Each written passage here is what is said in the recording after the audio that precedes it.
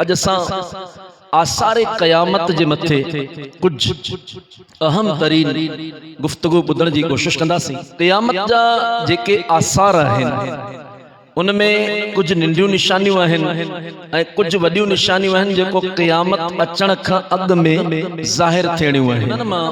कुछ निशाननि जे मुतालिक जेको खोड़ सारिन हदीसनि जो मजमूओ रिवायतनि जो मजमूओ आहे ऐं इंशाअल्लाह चीदा चीदा चंद चंद ॻाल्हियूं मुख़्तलिफ़ हदीसनि जे मजमे जी सूरत में तव्हांजे साम्हूं रखण जी कोशिश कयां थो। आख़िरी ज़मानो जेको हूंदो हिन दुनिया में ऐं उन खां बाद में क़यामत क़ाइम थींदी त क़यामत जे वेझो जेको ज़मानो जेके क़ुर्बे क़यामत चइजे उन वक़्तु कुछ अहम तरीन निशानिन जो जेको सिलसिलो हूंदो उन में रिवायतन में अचे थो त आख़िरी ज़माने में 5 निशानियूं माण्हुनि में ज़ाहिर थींदियूं ऐं 5 उहे निशानियूं हूंदियूं जेको क़यामत जे वेझो माण्हू उन 5 शयुनि सां मोहब्बत कंदा ऐं 5 शयुनि खे विसारे छॾींदा। टोटल 10 शयूं थी वेंदियूं। माल सां मोहब्बत कंदा लेकिन माल जो हिसाब क़यामत जे ॾिहाड़े जेको ॾियणो पवंदो उन हिसाब खे विसारे छॾींदा। सफ़ाई रहंदी अवांजा घर जिन्ननि खां जादू खां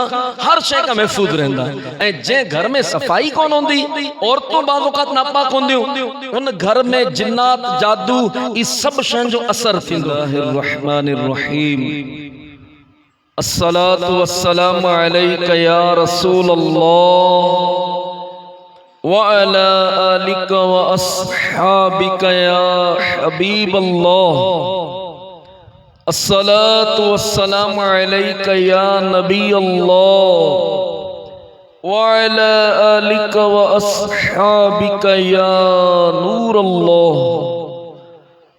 अल्लाह जे प्यारे नबी आखिरी नबी मुहम्मद अरबी मक्की मदनी मुस्तफ़ा करीम सल्लल्लाहु अलैहि वसल्लम जो इरशाद मुबारक है जुमे जे ॾींहुं मूं ते कसरत सां दुरूद पाक पढ़ो। बाक़ी ॾींहंनि में फ़रिश्ता अव्हां जो दुरूद मुझे दरबार में पहुंचाइन था पर जुमे जे ॾींहुं पढ़ंदड़नि जो दुरूद पाक मां पाण ॿुधंदो आहियां।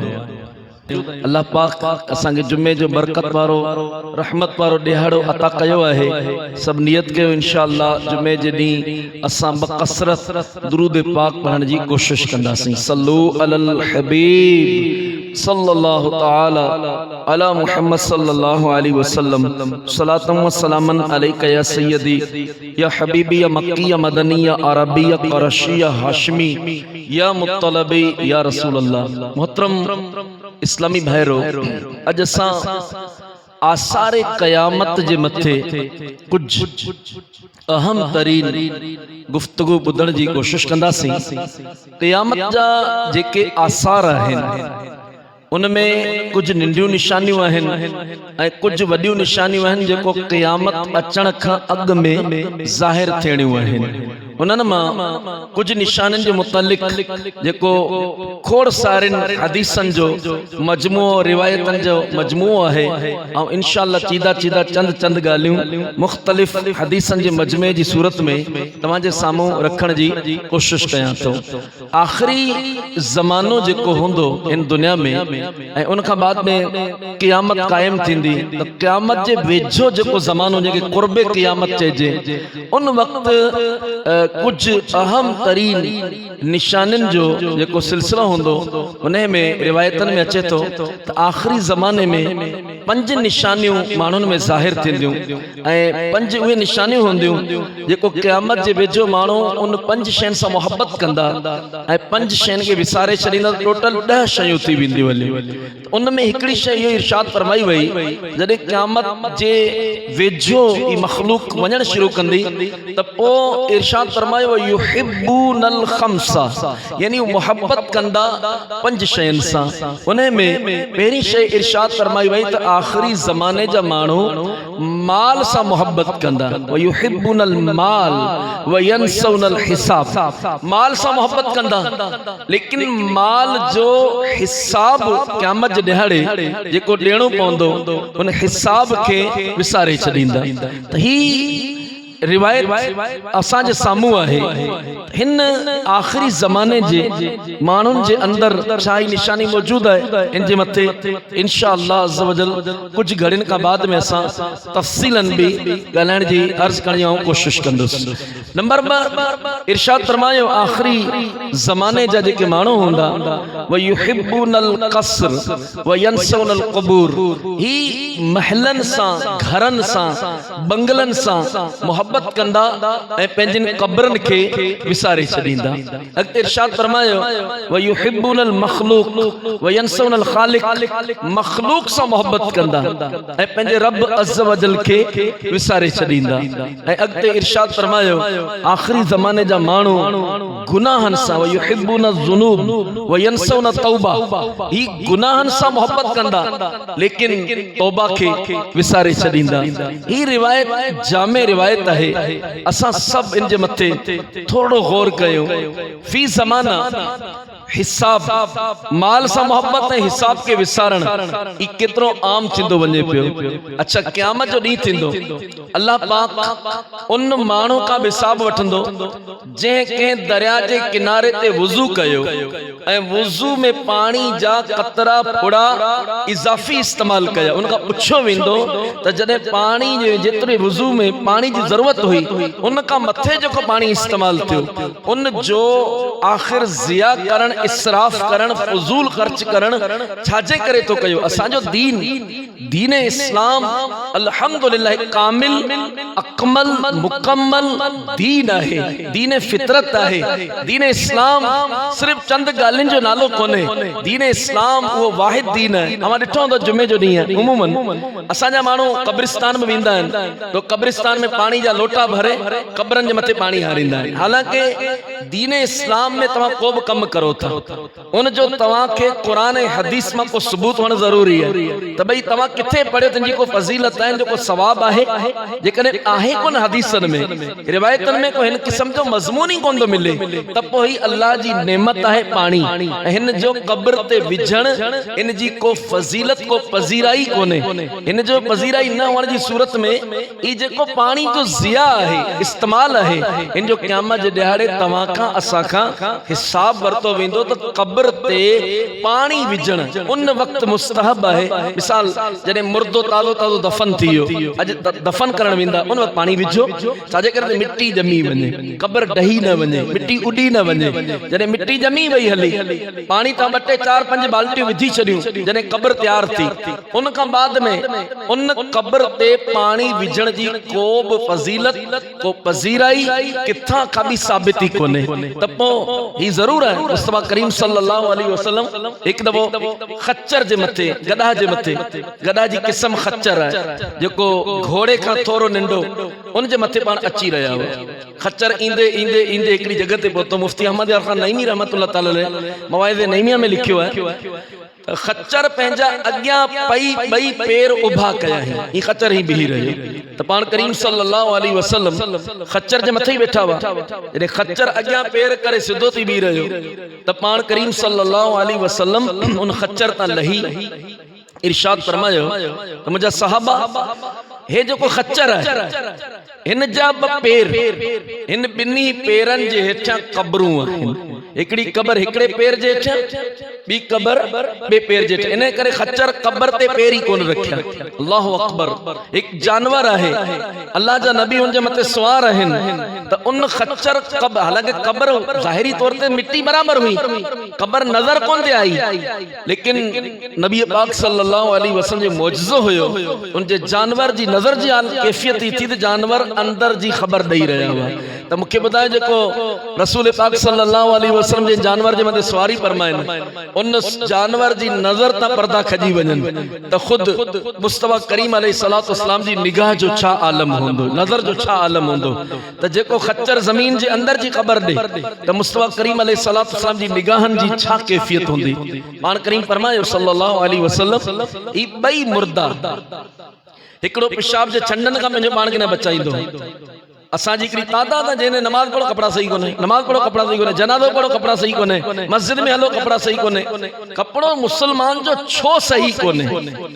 इंजे या तो पेशाब जे कतरन का बचाए कोन दो, वो जिते आयो उते शुरू थी वने तो पेशाब में पानी इस्तेमाल कोन दो करे, या पत्थर भीतर तो पिया है पानी हर जगह जे मते मयसर कोने, लेकिन हेडी वडी थर जी वारी भीतर पिया भीतर इस्तेमाल करे। पेशाब जो कतरो जिस्म ते लगन या कपड़े ते लगन ई अल्लाह जे अजाब जो सबब थी सके थो।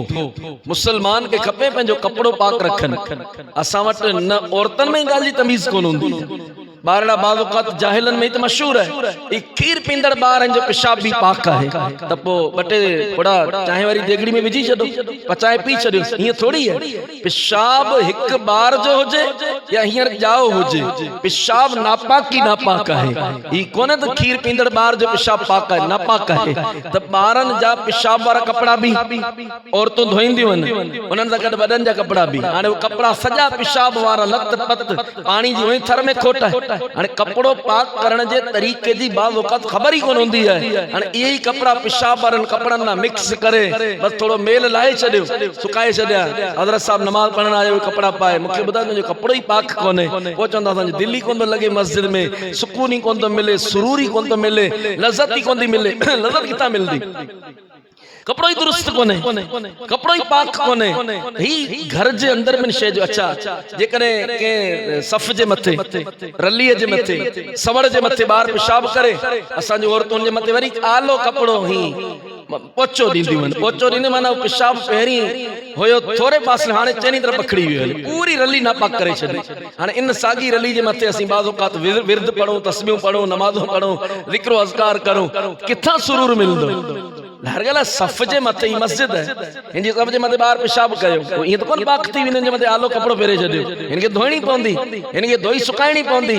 ई सुकी हिन जा पानी जा सॼा कतरा जेस ताईं नथा किरी वञनि, हिकिड़ो दफ़ो ॿ दफ़ो टे दफ़ो टियों दफ़ो जॾहिं इनके धोई सुकाईंदा पोइ पूरो पानी जॾहिं हिन जो उन मां निकिरी वेंदो तॾहिं ही सफ़ो ही कालीन ही त एॾी मुसीबत है घर में विछाइण। असां वटि पैसो घणो अलॻि कारपेट जगह जगह मथे विछाइण, ॿिलियूं पेशाब कनि, ॿारड़ा पेशाब कनि, उन जे मथे वरी असीं ज़िक्र कयूं, अज़कार कयूं, तस्बीहूं पढ़ूं, नमाज़ूं पढ़ूं, वो चवंदा सुकून कोन मिले। अल्लाह पाक असांखे पाकी जो ज़हन अता फरमाए। इस्लाम अन नज़ीफ़तु शुअबम मिनल ईमान, सफ़ाई ईमान जो जुज़ है। सफ़ाई जो ख्याल रखो, पंहिंजी चप्पल है उनके भी धोने की हाजत, ठीक है। अड़े तरीके से जेको इंसान इस्तेमाल की शय रखे तो वो साफ रखे। मिसाल कपड़ो है, रिवायत में चलो जेको कपड़ो साफ है वो अल्लाह जो जिक्र कंदो, अल्लाह जी तस्बीह कंदो। जॾहिं कपड़ो मेलो थी वेंदो है त पोइ अल्लाह जी तस्बीह कोन बयान कंदो। त इन तरीक़े सां अक्सर घरनि में विहाणा ॾिठा विया आहिनि, मुंहिंजे ख्याल में जॾहिं खां वीचारा ठहिया आहिनि उन वक्त का वठी अज ताईं शायद उनजी को मथे वारी छोह धोण जे लाइ तैयार हो जाए, मेल सां भरिया पिया हूंदा आहिनि, रलियूं सवड़ियूं जगह जगह जे मथे मेल सां भरियूं पई हूंदियूं आहिनि। जेकॾहिं केरु ओढे त पहिरीं त नक जी हिफ़ाज़त करे पोइ उनखे ओढे सघे थो, वरना उनजो साह मुझण जी तरफ़ हलियो वेंदो हलियो। त ही मुसलमान सफ़ाई जो ख़्याल रखनि, घर में पंहिंजी नियाणियुनि खे पंहिंजी अदड़ियुनि खे तालीम ॾियनि। नबी पाक करीम सल्लल्लाहु अलैहि वसल्लम माण्हू खे ॾिठो हुनजा वार ई विखिरिया पिया, ही वार विखिरिया पिया हुआ। हुज़ूर सल्लल्लाहु अलैहि वसल्लम फरमायो इनके कोई शय कोन थी मिले जैसा पंहिंजा वार संवारे सके। यानी पाण करीम सल्लल्लाहु अलैहि वसल्लम विखिरियल वार जिन भूत जेके माण्हू थिया वेठा पसंद कोन फरमायो। सादगी ॿी शय है, सफ़ाई ॿी शय है। सादगी हुजे, कपड़ो भले 20 रुपए मीटर वारो पाए, 50 रुपए वारो पाए, लेकिन हुजे साफ सुथरो। इंसान टोपी है, हुज़ूर अलैहिस्सलातु वस्सलाम तेल केतिरो इस्तेमाल फरमाईंदा, एतिरो तेल इस्तेमाल कंदा हुआ, एतिरो तेल इस्तेमाल कंदा हुआ। कॾहिं कॾहिं पाण करीम जे वारनि मां तेल जा फोड़ा टिमंदा, तेल की बूंदें टपकती नहीं बालों से रज़ा। नहीं हुज़ूर अलैहिस्सलातु वस्सलाम जी तेल जी एतिरी इस्तेमाल हूंदो, यानी कॾहिं कॾहिं वारनि मां जीअं असांजो पाणी वुज़ू कंदा पाणी जा फुड़ा किरंदा, एतिरो तेल इस्तेमाल कंदा हुआ। पर महबूबन करीमन जे मथे जी टोपी मुबारक उन जे हेठां कपड़ो हिकिड़ो बधंदा हुआ, सरबंद जेके चवंदा हुआ। सरबंद टोपी कॾहिं बि मेली न थी, कॾहिं बि मेली न थी, न कॾहिं जूं हुन जे अंदरि पयूं। हुज़ूर पुर नूर सल्लल्लाहु अलैहि वसल्लम मौजज़ो हुयो। अच्छा, पाण करीम जो पगर मुबारक, असांजो पगर बदबूदार, हुज़ूर अलैहिस्सलातु वस्सलाम जे पगर में खुशबू ईंदी।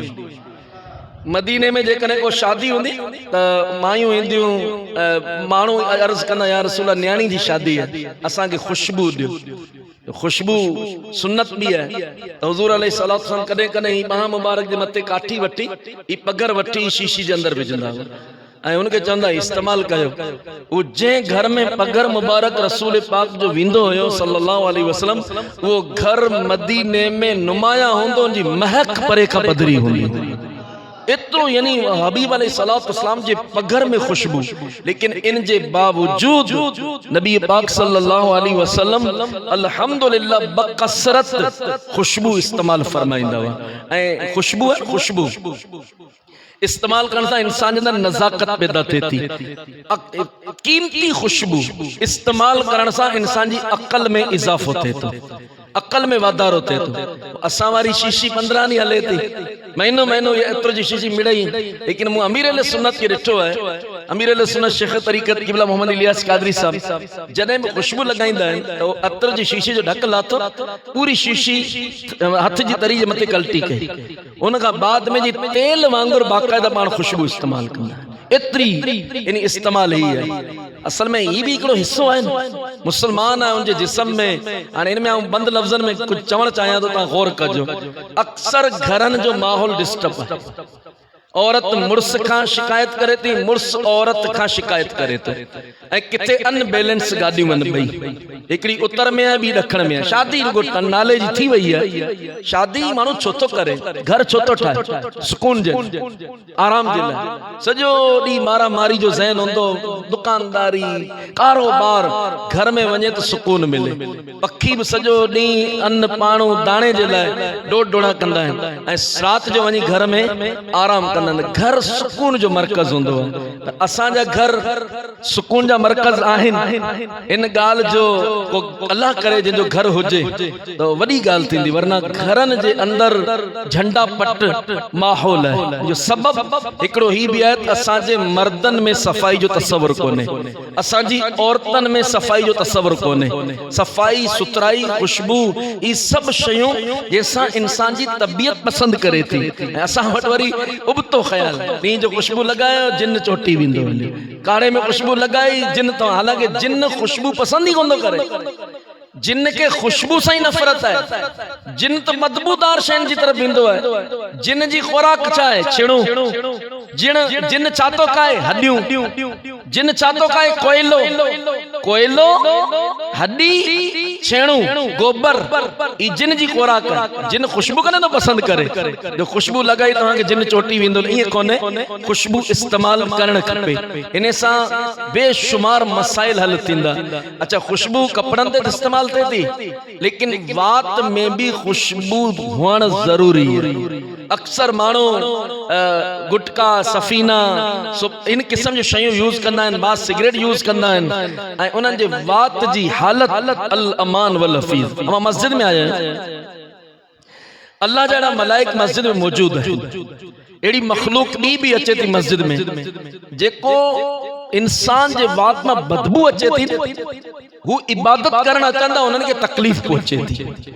इन्हें करे दीन इस्लाम अवांगे बसर का मना कयो, कच्चो बसर न खाई मस्जिद में अचो, थूम खाई न अचो, मूरी खाई मस्जिद में न अचो। ये बुद्धो तो न तो बचपन का सबब यो है, ये बदबूदार शयूं है। ये शयूं वात में बदबू पैदा कंदियूं हैं। इन बदबू सा अल्लाह जे फरिश्तन के तकलीफ थे थी।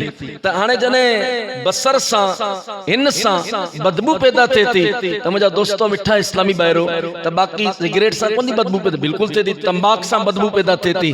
जेकॾहिं केर खाइण जो शौकीन है, कोशिश करे छॾे नथो छॾे सके, त घट में घट मिसवाक या मतलब को ब्रश वगैरह इस्तेमाल करे वात जी बदबू के जाइल करे। इनमें बुजुर्गन लिखियो है त जी गुलाब जा पन हुंदा वो भी जेकॾहिं डंदन जे मथे हणण सां त वात जी बदबू खत्म थींदी। इलायची इस्तेमाल करे, सौंफ वडफ इस्तेमाल करे त वात जी बदबू जाइल थी वञे। कॾहिं कॾहिं माण्हू मिलंदा आहिनि, सलाम कंदा आहिनि, वातमा माना पूरो जड़ो बदबू जो को धमाको थिंदो है मानो जो दिमाग फिरी विंदो है इतनी बदबू जने आम मानो जी हालत है त पो जेको ही शादीशुदा भी है ई घर भी वेंदो होंदो त मुखे बतायो त पो तावीज़ जे लाए बस्तन जे मथे मायूं भी रुजू कंदी मर्द भी कंदा त औरत अनबैलेंस है मर्द अनबैलेंस है अवा जेको चवण चाहया तो हिंजा कुछ सबब ही भी आहिन जो असा जी कौम पेंजे जिस्म के दुरुस्त रखण जे ला तैयार कोने रसूल पाक सल्लल्लाहु अलैहि वसल्लम कुछ अदाऊं ही भी हुयूं पाण करीम जने घर वेंदा वा मिसाल पाण करीम अलैहि सलात समझो जेके बीबियूं सगोरी हुयूं घर वारियूं त जे घर में रात रहणी हुंदी त उन खे हिक डी एडवांस में इत्तला कई वेंदी हुई त फलाणे डी बीबी अम्मा आयशा सिद्दीका जे घर में मदीने वारे मीर जी सवारी ईंदी हुई त ही अंदाज हुजूर अलैहि सलात वसल्लम इन्हे करे हुंदो त बीबी सगोरी जने हुजूर अलैहि सलात वसल्लम जी आमद थींदी हुई त ऊ पंहिंजी तैयारी खे भी फाइनल करे न हिते मतलब असां जे अंदर बाज़ औक़ात हिन शइ जो को कॉन्सेप्ट ही कोने तसव्वुर ही कोने नतीजतन हालात अबतरी जी तरफ आहिन अल्लाह पाक असां के सफाई ए सुथराई जो ख्याल रखण जी तौफीक अता फरमाए इन में अवा पंजे घरन जी डब्ल्यूसी जे मथे गौर करो घर में जने डब्ल्यूसी लगी है अने उन में डेली 10-12 घर जा फर्द उनके यूज करता तो उन जी सफाई छा आहे उन जे अंदर भी मेल जम्यो पियो है अवा जते वाश बेसन हथ वगैरह धोईंदा आयो इन सबनी शयन जो सफाई रहंदी अवा जा घर जिन्नन का जादू का हर शय का महफूज रहंदा ए जे घर में सफाई कौन होंदी औरतों बाज़ नापाक होंदियूं उन घर में जिन्नात जादू ई सब शय जो असर थिंदो छो जो जिन्न इन नापाक शय जे मथे आयो रहियो ए पो असा वरी उबतो कना वो डाडे जी सवारी आई है सवारी कंजी आई है डाडो मियन शाह जी सवारी आई है फलाने मिस्री शाह जी सवारी आई है फलानी औरत जे मथे फलाने शाह जी सवारी आई है ई सवारी डाडन जी कोने जिन्नन जो सवारियूं आहिन असल में जिन नापाक औरतन जे मथे अचन ता तारीखो फिक्स होंदियूं आहिन वो माई पी गालाए असां जी कौम मिठाई जा डब्बा है धूण धूणा वो मुजी बकरी विञाइजी वई सांडी विञाइजी वई वो कदे मिलदी ही कदे मिलदो सवाल जवाब जिन पे तुक्को हणंदा आहिन को तुक्को सही भी लगी वने तो गलत लगी वने तो बेचारी हालांकि सवारियूं कुछ भी कोने अल्लाह वारन कदे जिंदगी में औरतन जा मुंह कोन डिठा अवा गौर कजन गाल जे मथे इस्लाम गैर औरत का पर्दे जी तालीम दिनी चाहो अल्लाह जा वली उन गैर औरत जिस्म में घिड़ी पे केडी वडी जहालत पीराने पीर दस्तगीर सैयदना अब्दुल कादिर जीलानी रहमतुल्लाह ताला अलैहि जी वालिदा मोहतरमा ही उहा औरत हुई जेंजे ला संदस वालिद यो चयो उमर गौसे आजम जे यानी के वालिद के त हजरत अबू मूसा जंगी दोस्त रहमतुल्लाह ताला अलैहि के त मुंजी न्याणी अखिन का अंधी है कनन का बोड़ी है हथन पेरन का लूली लुंजी लाचार माजूर जने बीबी सगोरी वट पाण व्यान शादी थी वई निकाह थियो त हथ ब सलामत कन ब सलामत अखियों ब सलामत जबान सलामत हथ पैर सब सलामत तदे हूं डिजी वियो तो शायद गलत जगह ते आयस वो फरमाए ना ये मुंजी न्याणी है अखिन का इने करे अंधी इन गैर मर्द के अख सा कने डिठो ही कोने जबान सा के गैर मर्द सा गाली कोन कई गैर मर्द सा कने हथ कोन मिलायो गैर मर्द जे अंगण जे मथे कदे पेरन सा वही कोने ई शरीयत जी पाबंद खातून है जने शरीयत जी पाबंद खातून तो पुट अब्दुल कादिर जीलानी पैदा थियो है हाने ही उवे बीबियों सगोरियूं जे कने गैर मर्द जो घर कोन डिठो हाने मुखे बुधायो त इनन बीबिन जे लाई कॉन्सेप्ट कायम करण त जनाब ई बीबी सगोरी फलानी माई में आई है या फलानो डाडो औरत जे अंदर आयो है ई कोने ही थी कोन तो सके ना मुमकिन है ई मुमकिन ही कोने सब जिन्नन जो गेम है जेको नापाक औरतन जे जिस्मन में घिड़न था ए बदकिस्मती सा असा जी कौम जहालत एतरी है आ तो कदे कदे सोचनो है 2022 जी ही कैफियत है जने दज्जाल जाहिर थिंदो वो तो एडो निभागो होंदो वींदे वींदे केरले जे मथे इशारो कंदो तो बरसात वसाईंदो वींदे वींदे इशारो कंदो जमीन जे अंदर देगू पे कढंदो सोन जा सब देगू बाहर निकरंदियो जिते वींदो जमीन जा दफन थियल खजाना उन कढ वींदा मुर्दन के में जिंदा कंदो तो उन वक्त जेको हिन वक्त मुसलमानन जी जो पोजीशन है पढ़ल लिखल माशरो हिक बे जे मते इल्जाम बाजी हुन रोजी बंद कराए जडी हुन जादू कराए जडियो सस चवे दी नो जादू करयाणी है नो का पुछ सस सस देण निभागी हिन सजो मुझे छोकरे जे मते तावीज कराए मुसा गलहण जना तैयार कोने जने ही पोजीशन हिन मुआशरे जी है जिन जो दुकान कोन तो हले हले के जो मुंह डिठो सुबह का बोन मनूस के जो मुंह डिठो आज पोणी कोन थी असा एक बे जे मथे अच्छा तू पाण आज कुरान जो मुंह डिठो तो कुरान जी ज़ियारत कई फजर में मस्जिद में आए अल्लाह जे घर जी ज़ियारत करे पोइ दुकान जे मथे चाबी ॾिनी है। मस्जिद में तू वहीं कोने, कुरान जी ज़ियारत कोन कई। सब का वॾो त मनूस उन माण्हू जो चेहरो है जेको नमाज पढ़ण जे बगैर मार्केट हलियो वियो है, दुकान हलियो। हाँ कोन तो चवां, हदीस में है जेको अल्लाह जी इबादत करे सुबह सवेर बाजार में वयो ईमान जो झंडो साण खणी वई। ए जेको नमाज कोन पढ़ी, इबादत कोन कई, सुबह सवेर मार्केट वयो, शैतान उन सां गॾु वयो। ई असां खे पंहिंजो चेहरो नज़र कोन थो अचे।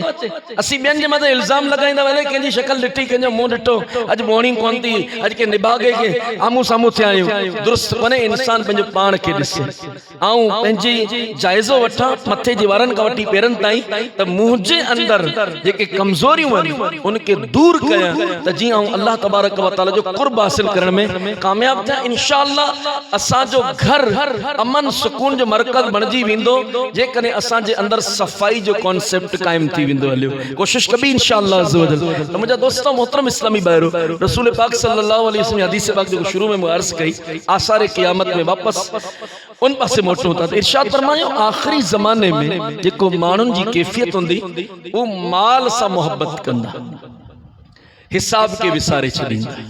हिसाब जे मथां असांजी ॻाल्हि आई त जॾहिं इस्लाम दरिया जे किनारे ते फालतू पानी इस्तेमाल करण जी इजाजत कोन थो ॾे। हालांकि दरिया जे किनारे ते तव्हां ॾिसो खूह ते वुज़ू कयो, पानी वरी खूह जे अंदरि किरियो, दरिया ते वुज़ू कयो, पानी वरी दरिया जे अंदरि वियो। हालांकि पानी तुंहिंजे जिस्म खे लॻी वरी उन अंदरि वियो, पर दीन इस्लाम चवे थो न, उते बि तोखे ओतिरो ई पानी इस्तेमाल करण जी इजाज़त आहे जेतिरे में तुंहिंजो वुज़ू जो फर्ज़ अदा थी वञे, सुन्नतूं अदा थी वञनि, मुस्तहब अदा थी वञनि। इन खां मथे इजाज़त कोन्हे। त जेको दीन दरिया जे किनारे जे मथे फालतू ख़र्च करण जी इजाज़त कोन थो ॾे, त छा उहो शादियुनि में हवाई फायरिंग जे मथे गोलियुनि जा जेके पैसा हवा में फ़ज़ा में उॾी वेंदा चवण जी इजाज़त ॾींदो? ख़ुशी जे मौक़नि जे मथे जेको असीं ॻाइण ऐं रंडियुनि जे मथे जेको पैसा उछलायूं था, छा हिन जी इजाज़त ॾींदो? कुतनि ऐं ढगनि जी डोड़ ऐं वेड़ ऐं मेलनि ऐं मलाखड़नि में जेको असांजो पैसो बर्बाद थिए पियो, छा इस्लाम इन शइ जी इजाज़त ॾींदो? कॾहिं बि कोन ॾींदो, कॾहिं बि कोन ॾींदो। ही इस्लाम आहे, ही हिंदुनि जो मज़हब कोन्हे जेको हिकिड़ी ॾियारी जी रात में 2-2 करोड़ रुपए जो बारूद पटाखनि में उॾाए छॾियो, कंहिंजो पेट भरियो। हाँ असीं कुर्बानी कयूं था, लेकिन कुर्बानी में अवां कॾहिं गौर कयो त केतिरनि जो पेट भरिजे थो, भाग्यनि जो पेट भरिजे थो, कासाईनि जो पेट भरिजे थो। खल जॾहिं कुर्बानी जी मिले थी त मदरसा पंहिंजे पेरनि ते बीहनि था, पोइ फैक्ट्रियूं हलनि थियूं, उन खलनि मां जुतियूं ठहनि थियूं, उन मां लिबास ठहे थो, जैकेट ठहनि था। उन खां पोइ ई जॾहिं खलूं मशीननि में वञनि थियूं त 10 प्रोसेस में हूंदियूं आहिनि। खलनि जे मथे लूणु लॻाइण वारियूं पूरी फैक्ट्रियूं अलॻि हूंदियूं आहिनि, वारनि जो अलॻि पूरो निज़ाम हूंदो आहे। हिन हिकिड़ी ढगी जे कंध ते छुरी हले थी, 50 माण्हुनि खे रोज़ी मिले थी, अल्हम्दुलिल्लाह। दीन इस्लाम। अच्छा उन खां पोइ जानवर, हॾियूं, कुत्ता, केतिरो पखी आहे जेको ही खाए थो, आहे त अल्लाह जी मख़लूक न, आहे अल्लाह जी मख़लूक, हुननि जो पेट अलॻि भरिजे थो। त दीन इस्लाम जेकॾहिं किथे इजाज़त ॾिनी त उन में केतिरनि खे रोज़गार मिले थो। असांजो दीन ईअं कोन्हे त हिकिड़ी राति में 50 लख रुपए जो नाम बारूद मारे पटाखा 1 2 3 करे फारिग थी हलिया, ईअं कोन्हे। अल्हम्दुलिल्लाह असीं मुस्लमान आहियूं। त मूं अर्ज़ कयो पिया हिसाब छाजो वरितो वेंदो क़यामत जे ॾियारे। ई तो तसव्वुर रखिजो, हिसाब हलाल जो वरितो वेंदो, हराम जो हिसाब कोन वरितो वेंदो। हराम ते अज़ाब ॾिनो वेंदो, हिसाब सिर्फ़ हलाल, सिर्फ़ हलाल। हलाल रोज़ी हिकिड़े पैसे जो। अल्लाह पाक क़यामत जे ॾियारे, हींअर गर्मी वधीक आहे न, ॿाहिरि बीहो, केतिरी ताक़त है, की गर्मी में ही जमीन तपे थी। क़यामत जे ॾियारे एतिरी तपंदी जी टामे जी ज़मीन हुई। ही सिज असां खां हींअर तक़रीबन 4000 जेकॾहिं उन जा ॾींहं सिलेक्ट काउंट कया वञनि एतिरे मुफ़ासिले ते आहे, लेकिन क़यामत जे ॾियारे सिज सवा मैल ते हूंदो। वो सवा मैल मां हिकिड़े बुज़ुर्ग ही लिखियो आहे, मैल मां मुराद कानी आहे, जो अख में सुरमो विझंदो, इनके भी मेल चवंदा आहिनि। एतिरी यानी एतिरो सिज हेठि अची वेंदो। चलो ज़मीन वारो मेल भी मापियो तो केतिरा किलोमीटर? 1.5 किलोमीटर। 1.5 किलोमीटर जे मथे जॾहिं सिज ईंदो आहे, सिज जो अॻियूं पाछो हींअर बैक साइड आहे, असल पाछो कोन्हे ज़मीन जी तरफ़, पोयूं पाछो ज़मीन जी। उन वक़्तु अॻियूं पाछो ज़मीन जी तरफ़ हूंदो ऐं ज़मीन टामे जी वारी त कोन्हे जंहिंजी तासीर थधी आहे, मिट्टी जी तासीर थधी आहे, टामो बाहि उन वक्त अल्लाह पाक हर मानू 5 सवाल फरमाइंदो। उनमें हिकड़ो सवाल ही भी है, माल किथा कमायो, किथे खर्च कयो। कमाइण जो भी सवाल है, खर्च जो भी सवाल है। तू मुसलमान है तो पाबंद कयो वियो, ठीक है। पाकिस्तान में रहूंदा, पाकिस्तान में रहूंदा तो पाकिस्तान के कानून जा पाबंद है। पाकिस्तान जे बॉर्डर जी अंदर रहण जा पाबंद है। बगैर वीजा जे हिंदुस्तान न वञण जा पाबंद है। बगैर वीजा जे मुल्क में नथा वञी सगो। जे मुल्क में रहो तो उन मुल्क जे कानून जे अपोजिट में वञी तमा पंजो पाण के तबाह कर दो। ये अल्लाह जो मुल्क है, ये कायनात जो खालिक है, मालिक है। उन जेकने तोखे माल दिनो है तो मथे पहरो भी लगायो, दिनो मुंह है, पर खर्च करन जा इख्तियार तो के अल्लाह जे नबी दिना उते खर्च कजा। हर जगह ते खर्च ना कजा, वरना क़यामत जे ॾियारे इन जो हिसाब भरतो विंदो। माल कमाइण में किथा कमायो इन जे मथे गौर कयो। हलाल हराम जी तमीज रखो। बाकी हराम ॾिसण में जाम अचे थो, महल माड़ियूं बंगला, रातों रात करोड़पति थियो, बाबा के हज ते मोकले पियो, अम्मा के हज ते मोकले पियो, भाइरनि के हज ते मोकले पियो, मार्केट ठाराए पियो। ते मार्केट भाई तू पैसा किथां आंदा आहिनि, को सवाल त करे उन खां। तुंहिंजो पीउ त गॾा बि घर में कोन हुई, अॼु तूं रातों रात करोड़पति, गाॾियूं, वीगो, फॉर्च्यूनर, किथां पैसो आयो आहे। कॾहिं मां पुछे त सही किथां में मोकली हज ते। जेकॾहिं नापाक पैसो आहे तूं पिशाब आहे। कपड़ो पाक थींदो पानी सां, पिशाब सां कोन पाक थींदो। नापाक पैसनि जा हज केड़ा, रिश्वत जे माल जो उमरा केड़ा, मस्जिदों केड़ियूं, मदरसा केड़ा। नापाक माल तो गटर में उछलण जेड़ो। नापाक माल हाने उन में ज़कात बि ॾियनि। अरे भाई उता जे तो सजो ही नापाक, उन में कहिड़ी ज़कात। ज़कात त माल जे मेल के दूर कंदी। लख ते 2500 रुपया तू दे त बाकी तुझो माल पाक थी वने, साफ थी वने।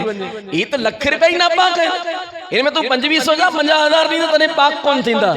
ई उसूल याद रखो। हराम ॾिसण में घणो अचे।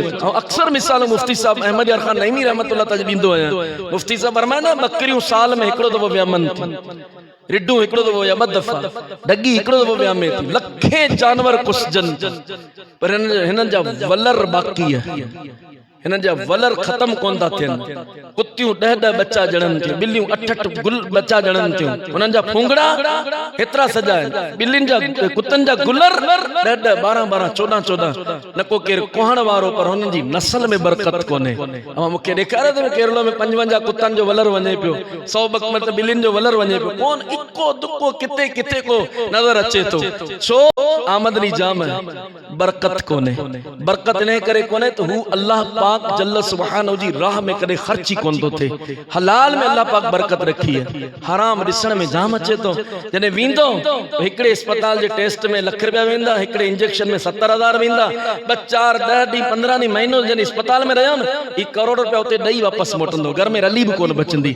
हलाल जी तरफ अचो, अटकलू न कयो। अल्लाह पाक जे शे का रोक्यो रुकजी वनी। मु मखदूम मोहम्मद हाशिम ठटवी रहमतुल्लाह ताला अलैह फरमाइंदा मु 4000 किताबूं पढ़ियूं, उन 4 गालियों पसंद कयूं। उनमें हिकड़ी गाल ही भी मुफ्ती साहब लिखी है, मखदूमुल मखादीम, अल्लाह जे शे का रोकियो रुक जीवन, रुक जीवन।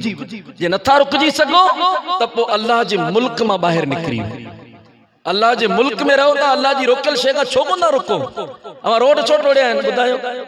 जिते ॾिसो रोड टुटो पियो आहे, खॾूं करे छॾियूं, ब्रेकर ठाहिया आहिनि। छाजे लाइ ब्रेकर? हिते गाॾी एक्सीडेंट थी, छोकिरी मोह को बार मरी वियो त तव्हां स्पीड ब्रेकर ॾिनो।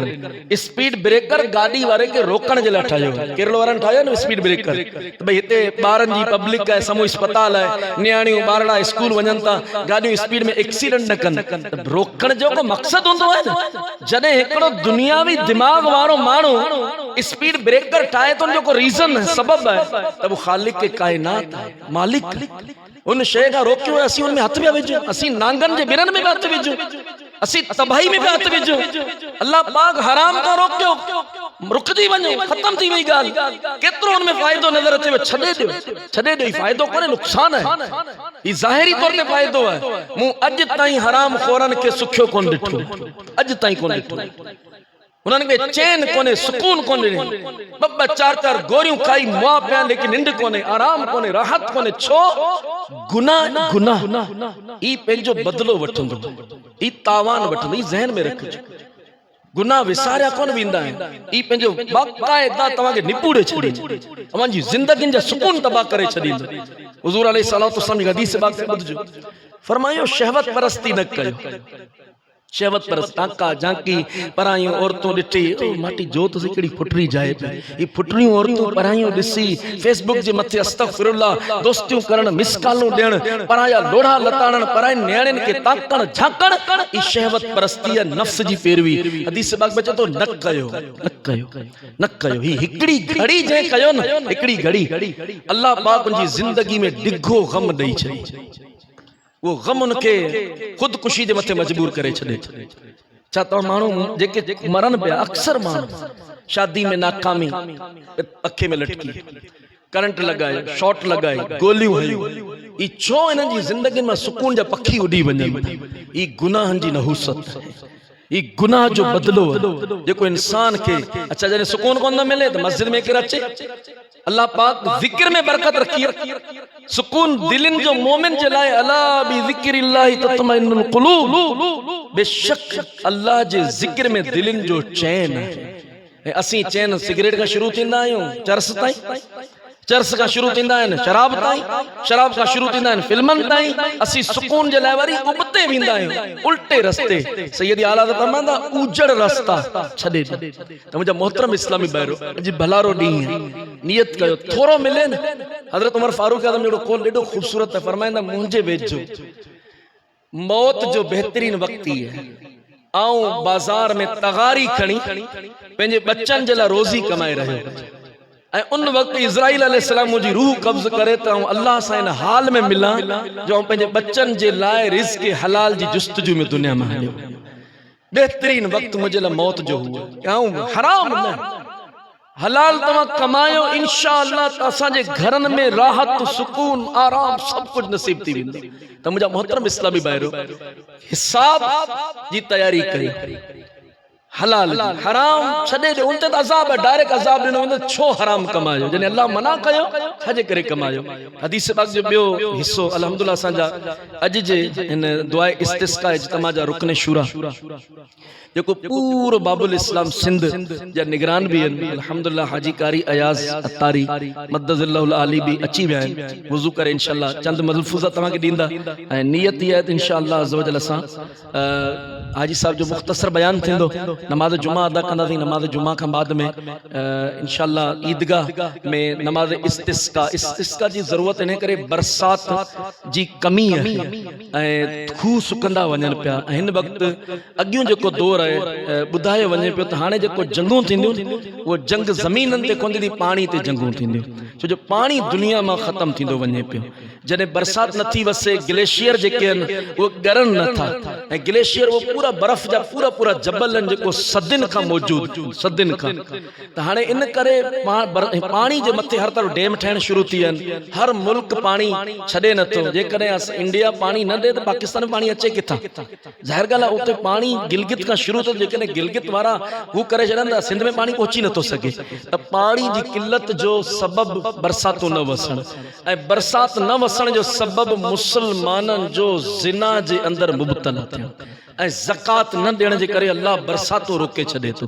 ऐं किताब में लिखियो जेकॾहिं पखी न हुजनि ज़मीन ते, या चार पेरनि वारा जेके जानवर बकरियूं रिढूं ही ज़मीन ते न हुजनि त हिकिड़ो फुड़ो बि बरसात जो अल्लाह पाक हिन माण्हुनि जी बद आमालनि जे करे ज़मीन ते न वसाए। ही अलाए कंहिंजो सदको असांखे मिले पियो।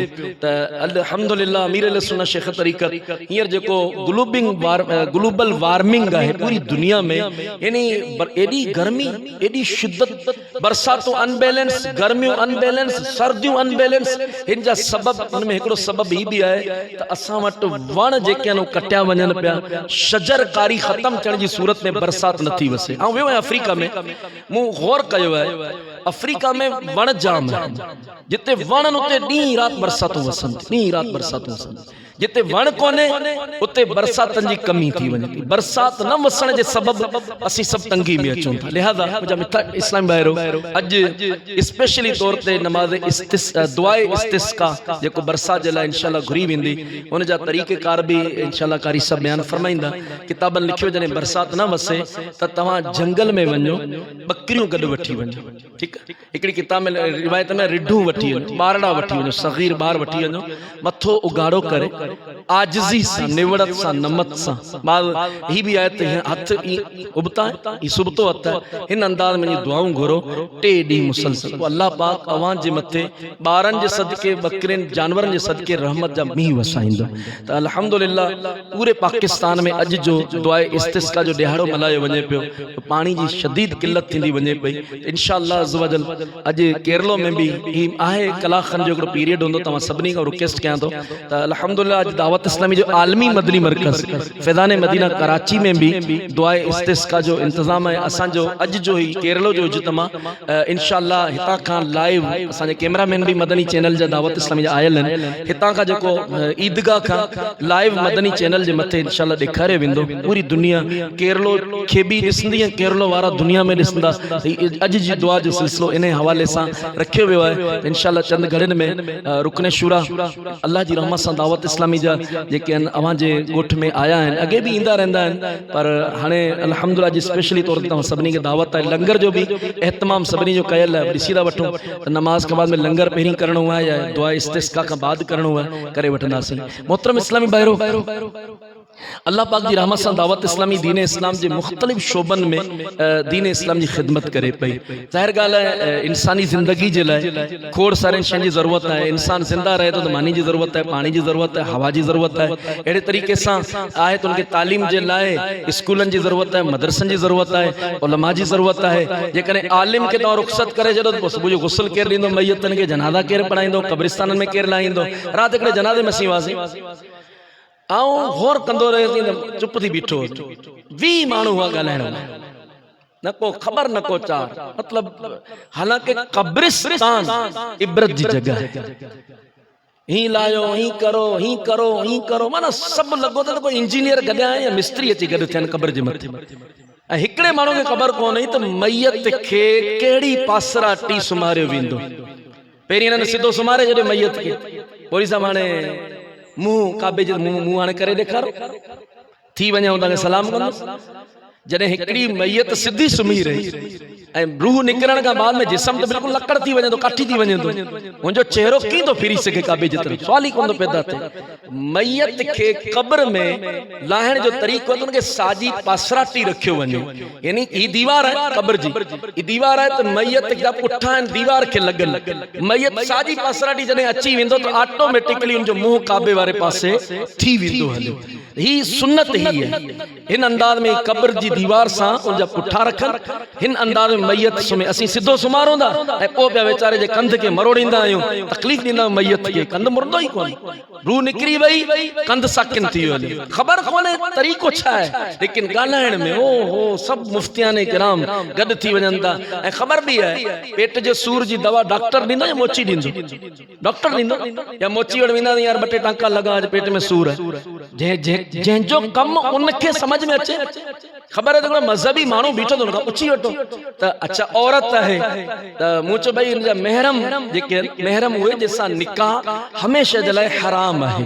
महरम में पीउ आहे, छोकिरी जा भाउ आहिनि, अच्छा छोकरी जा पुट आहिनि, औरत जा पुट आहिनि, औरत जा मामा आहिनि, यानी उहो रिश्ता जंहिंसां शादी नथी थी सघे, उहे महरम क़ब्र में लहनि। आम माण्हू क़ब्र खां हटनि, आम हटी वञे। हिननि जो कमु आहे महरम हिनखे क़ब्र में लाहिनि। हिकिड़ो माण्हू चवंदो आहे पंहिंजी नियाणी आहे, हाणे माण्हुनि जो पंहिंजी नियाणी हज़रत सैयदा खातून जन्नत रज़ी अल्लाह ताला अन्हा मदीने वारा मीर सल्लल्लाहु अलैहि वसल्लम दुनिया में पर्दो फरमायो।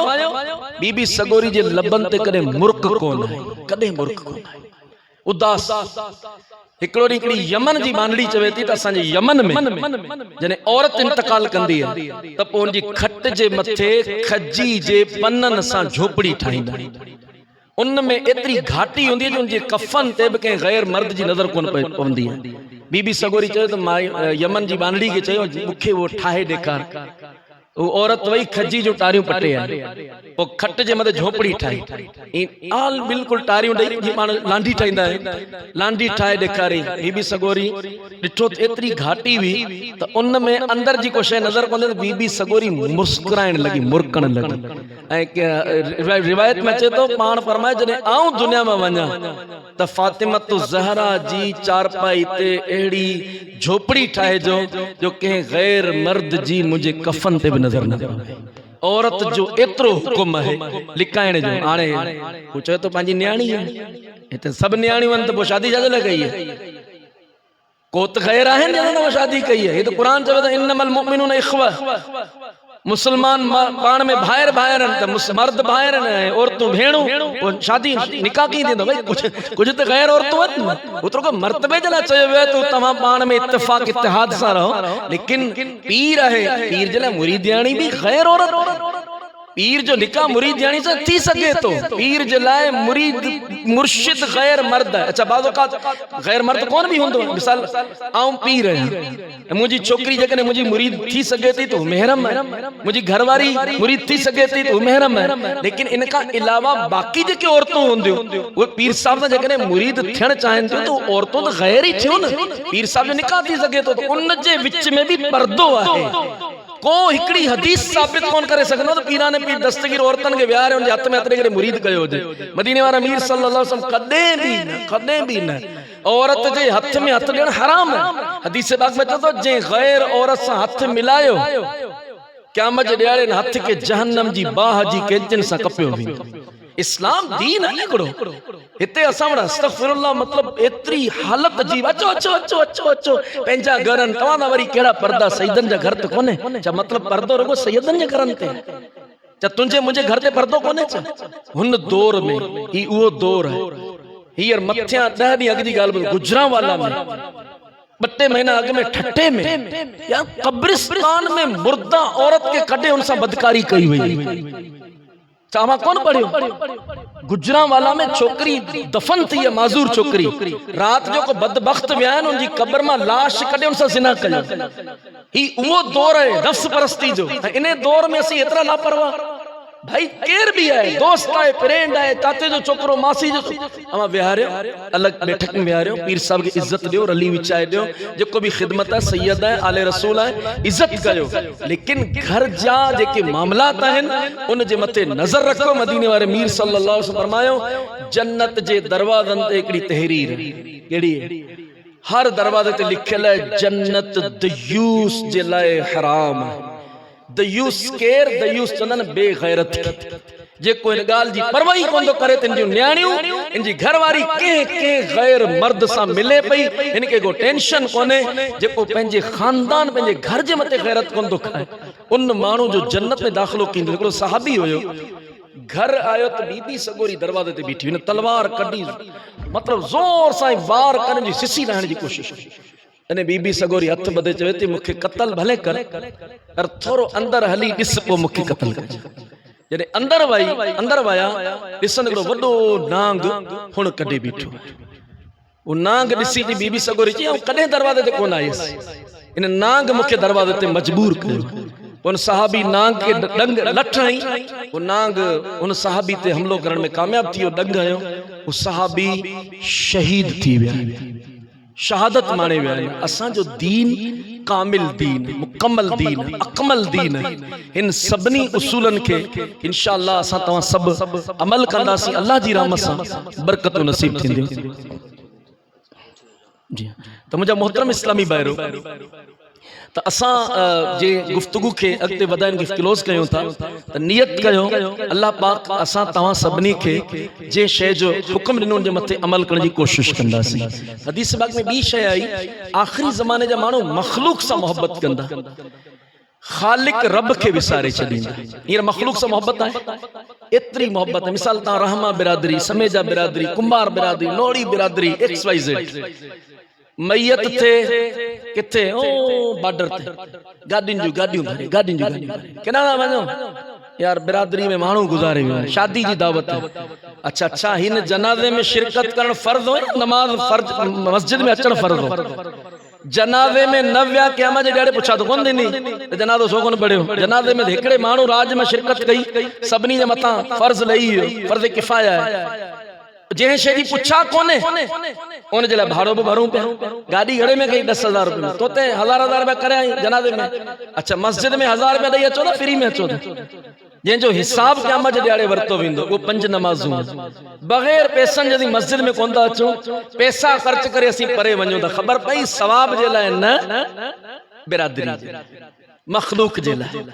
मखलूक सां मोहब्बत आहे, मखलूक जो कार्ड आयो, दावत आई, एक अल्लाह जे घर जो कार्ड मिले तो केरले वारनि खे कोन मिलन कार्ड जो। डेली 5 कार्ड तव्हांजे घर ईंदा आहिनि। मस्जिद जी अज़ान जा अज़ान, मस्जिद जे स्पीकर मां अज़ान ईंदी, हय्या अलस सलाह हय्या अलल फलाह, अचो भलाई जी तरफ, अचो नमाज जी तरफ। छा पंहिंजे रब जे घर जी दावत ते मथे असांजा कन बंद थिया, एल्फी लगी वई, खुलियल जे खुलियल आहिनि त मुस्लमान नमाज में छो कोन थो अचे। ख़बर पई असीं मखलूक ला मांदा थिया आहियूं। लेकिन गिरोड़ी बादशाह फरमाईंदा लागा पाहिन लोक जा, जॾहिं छॾिया जिन तॾहिं ॾिठो तिन डूंगर वारो सुपरी। असांजा लोक सां लागा पाइन, रब सां लागा पा किथे आहिनि, सभु गौर कयो। मखलूक सां मोहब्बत हुजे मना कोन्हे, बिरादरी आहे, रिश्तेदारी आहे, उनजा उसूल आहिनि। जनाज़नि में बि वञो सवाब मिलंदो, सभु आहे। लेकिन सभ खां अफज़ल उत्तम दर्जे ते रब जी मोहब्बत, रसूल पाक जी मोहब्बत आहे, त उन जे मथे बि गौर कयो वञे। टी ॻाल्हि फरमाई त आख़िरी ज़माने जा माण्हू घरनि सां मोहब्बत कंदा ऐं कब्रनि खे विसारे छॾींदा। वयुहिब्बूनल क़स्र, घर डेकोरेट, रोहिले जा दरवाजा, बेहतरीन क़िस्म जा टाइल, मार्बल, बंगलो, छाजे लाइ ठाहियो अथनि? ख़बर त पए केरलो में को सखी वेठो आहे। लेकिन कब्र जी तैयारी जे लाइ कॉन्सेप्ट ख़त्म थी थी, दुरुस्त कोन्हे। अल्लाह पाक मूंखे तव्हां सभिनी खे अमल करण जी तौफ़ीक़ अता फ़रमाए। रुकन